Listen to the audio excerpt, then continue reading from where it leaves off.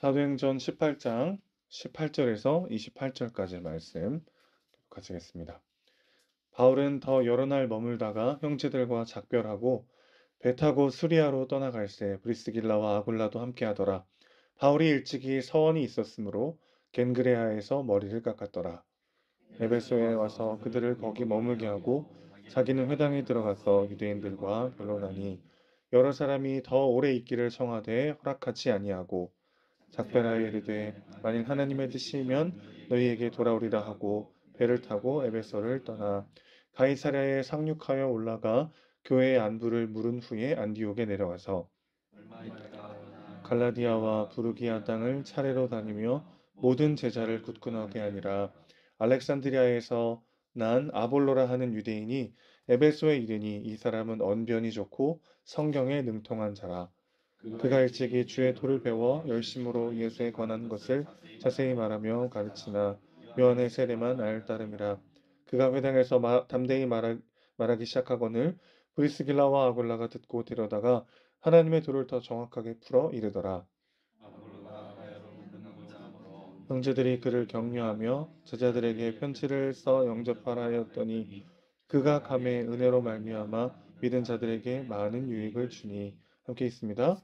이는 성경으로서 예수는 그리스도라 증언하여 공중 앞에서 힘있게 유대인의 말을 이김이러라. 아멘. 바울은 이제 고린도에서의 사역과 또 2차 선교 여행을 마무리하고 다시 안디옥으로 돌아가려고 하고 있습니다. 가는 길에 고린도 동쪽에 있는 겐그레아라고 하는 항구에서 머리를 깎게 됩니다.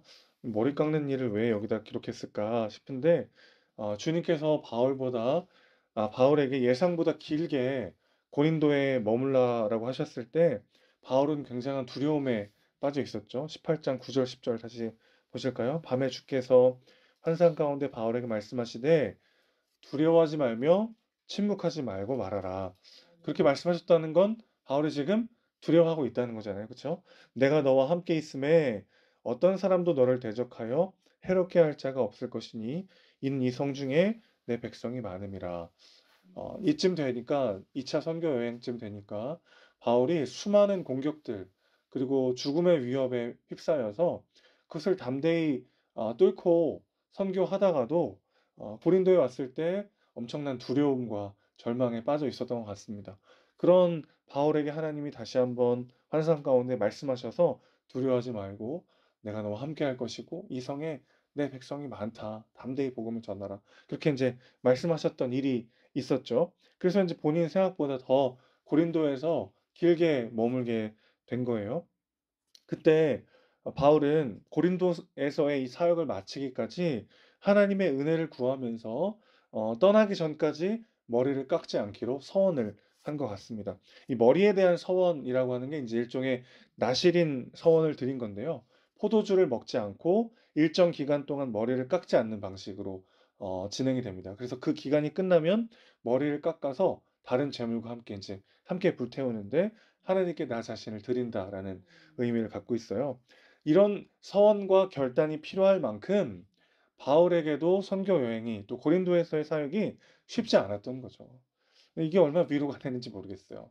바울은 무슨 로버트처럼 막 그냥 무조건 성경에 나온 인물이니까 한결같이 그냥 담대하게 그 사명을 감당한 것 같은데 바울도 두려움에 빠질 때가 있었습니다. 바울도 하나님께 서원을 하며 마음을 다잡고 간절히 기도해야 할 만큼 사역이 힘들 때가 있었다는 거예요. 그러나 하나님께서 약속하셨듯이 결국 바울은 고린도에서의 사역을 잘 마치고 이제 다시 안디옥으로 돌아가게 되었습니다. 그래서 그는 서원한 대로 사역을 마무리하면서 겐그레아에서 머리를 깎게 된 거죠. 그도 인간이었어요. 바울이 완벽해서 사용하신 것이 아니라 그와 함께 하셨던 하나님이 완전하셨기 때문에 바울은 바울 될 수 있었습니다.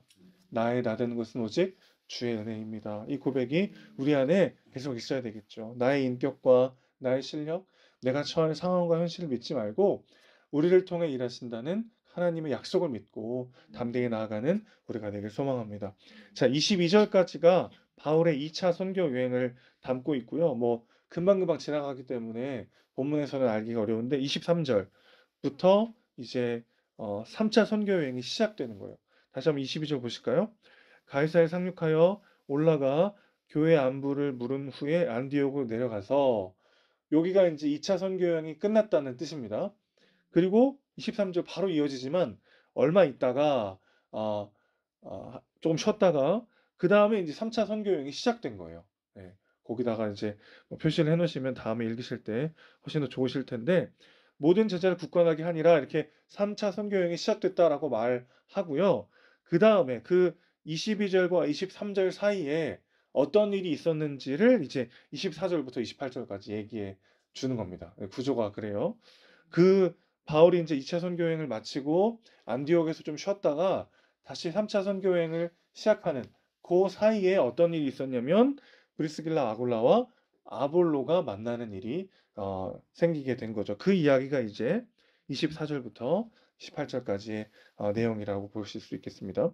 브리스길라 아굴라는요, 바울이 떠난 후에도 계속해서 에베소의 회당에서 예배를 드리고 있었어요. 그런데 어느 날 아볼로라는 사람의 성경 강해를 듣게 되었습니다.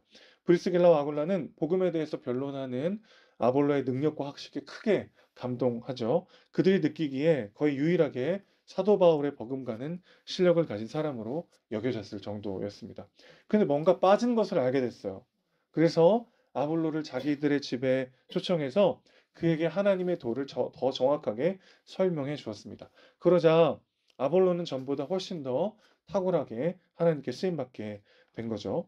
그는 성경이 말하는 메시아가 나사렛 예수라는 사실을 반대하는 유대인들의 공격을 완벽하게 반박하면서 매우 설득력 있게 그들에게 복음을 증거하기 시작했습니다. 자, 여기서 우리가 주목해야 될 게 뭐냐면, 아볼로처럼 많은 교육을 받은 사람도, 그런 지적인 사람도 복음에 대해 더 깊이 알아가야 했다는 것입니다.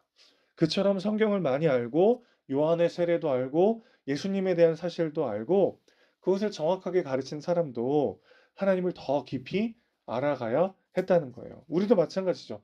하나님은 전지전능하시고 무한하신 분입니다. 그분을 알아감에 있어서 이만하면 되었다라고 할 만큼 그런 작은 분이 아니란 말이죠. 그 누구도 내가 하나님을 다 알고 있고 성경에 대해서 이제 이만큼이면 다 안다라고 말할 수 있는 사람은 아무도 없습니다. 말씀을 보면 뭐 수십 번을 읽어도 새로운 말씀이 있고 또 새롭게 깨달아지는 부분들이 있기 마련이죠. 하나님에 대해 더 깊이 알아가면 알아갈수록 하나님을 더 깊이 누리게 될 줄로 믿습니다. 유홍준 교수의 나의 문화유산 답사기에 이런 말이 나와요. 그런 책에 사랑하면 알게 되고 알면 보이나니 그때 보이는 것은 전과 같지 않으리라. 이 말은 원래 조선시대 문인 유한전의 편지에 적혀 있었던 글을 이렇게 따온 이야기라고 하는데, 사랑해야 알게 되죠, 그렇죠?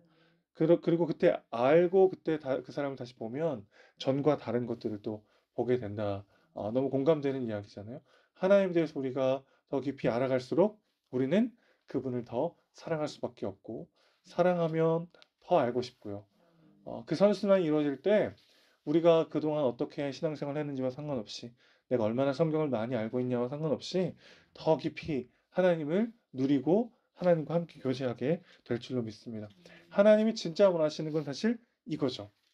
2차, 3차 선교여행이 막 바쁘게 진행되는 그 와중에 문맥과는 좀 안 어울리도록, 안 어울릴 만큼 하나님 여기다가 이 아볼로 이야기를 딱 끼워 넣으신 이유가 뭐겠어요? 우리가 더 하나님과 깊이 교제하기 원하신다는 거죠. 선교도 좋고 하나님의 일도 좋고 다 그 모든 것들을 위해서 우리를 부르셨고 우리를 사용하시지만, 오늘 우리가 가장 집중해야 될 건 뭐냐면 다시 한번 깊이 하나님을 알아가는 것입니다. 하나님과 깊은 사랑의 교제 가운데 오늘 하루를 제대로 살아낼 수 있기 때문에 그렇습니다. 바울의 이야기와 또 아볼로의 이야기가 이렇게 또 연결되죠. 바울도 선하여 기도하며 하나님께 매달려야 할 만큼 그 삶을 살아내기가 두렵고 어려울 때가 있었어요. 그럴 수 있다는 거죠, 그렇죠? 기도하며 하나님께 의지하고 또 하나님을 더 깊이 알아가고 하나님의 사랑의 교제 안에 우리가 머물러 있어야, 말씀이 우리를 사로잡아야 우리 삶을 제대로 감당할 수 있게 될 줄로 믿습니다. 오늘 중요하고 바쁘고 빨리 처리해야 되는 여러 가지 일들이 많이 있겠지만 다시 한번 주님 앞에 엎드려 그분의 사랑의 교제 안에서 풍성한 은혜를 누리고 그 힘으로 오늘 하루를 살아가는 우리 모두가 되시기를 주님의 이름으로 축원합니다. 하나님 아버지, 때로는 두렵고 힘들고 어찌해야 될지 모르는 상황 가운데 빠질 때가 있습니다. 그러나 그럴 때마다 나의 연약함 때문에 또 현실의 무거움 때문에 낙심하지 않게 하시고 그 가운데 나와 함께 하시고 나의 손 잡아주시는 하나님을 바라보며 우리를 통해 영광을 받으시겠다 약속하신 하나님의 말씀을 믿으며 담대히 나아갈 수 있도록 주여 붙잡아 주시옵소서. 그렇게 더욱더 하나님을 깊이 알아가게 하시고 하나님과의 더 깊은 교제를 통해 그 은혜의 공급을 통해 우리의 주어진 삶을 넉넉히 살아낼 수 있도록 주님 우리의 몸과 마음을 주관하여 주시옵소서. 바쁘고 중요한 그 모든 일들보다 하나님을 사랑하는 일에 더 말씀을 깊이 알아가는 일에 하나님과 깊이 교제하는 일에 우리 삶의 최우선순위를 두게 하시고 그 삶이 주는 내 실력과 내 인격을 뛰어넘어 일하시는 하나님의 놀라운 역사를 경험하는 오늘 하루가 될 수 있도록 주님 붙잡아 주시옵소서. 우리 사랑이시고 주인이신 예수님의 이름으로 기도합니다. 아멘.